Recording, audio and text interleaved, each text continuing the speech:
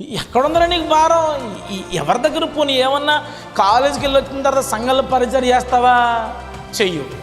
కరెక్ట్గా మంచిగా బట్టలు వేసుకుని షట్టర్ అలిగిపోకుండా అందరి ముందు కూర్చుని కాస్త బిల్డప్ ఇచ్చి కొంచెం సెల్ఫీలో ఫోటో దిగి ఈరోజు సండే సర్వీస్ అని సెల్ఫీ పెట్టేసి వెళ్ళిపోవడం కంటే ఇంకేం సాధిస్తున్నావు నువ్వు?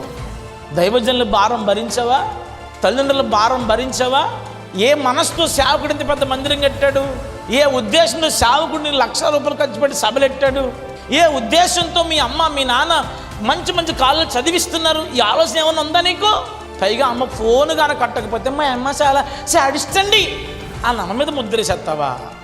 నానేమో అమ్మ ఆత్మల పూనేటమ్మా కాసేపు ప్రార్థనలో ఇంట్లో పని అంటే మా నాన్న కాస్త అందుకుంటే వారవడండి, నాన్న వారలేకపోతున్నాడా? అమ్మ ఓర్తలేదా? ఇంకెవరు ఓరుతారు నిన్ను? నువ్వు బాగుంటే ఓరిసేది మీ అమ్మ మీ నానే, మరి ఎవరు కూడా కాదు తెలుసా? నువ్వెంత బాగోపోయినా ఏడ్చేది వాళ్ళే, నువ్వెంత బాగున్నా నవ్వేది వాళ్ళే. వారి మీద అన్యాయంగా మాట్లాడకొద్దు, ప్రేమగా ఉండడానికి ప్రయత్నించండి, వారి భారమును భరించడానికి ప్రయత్నించండి.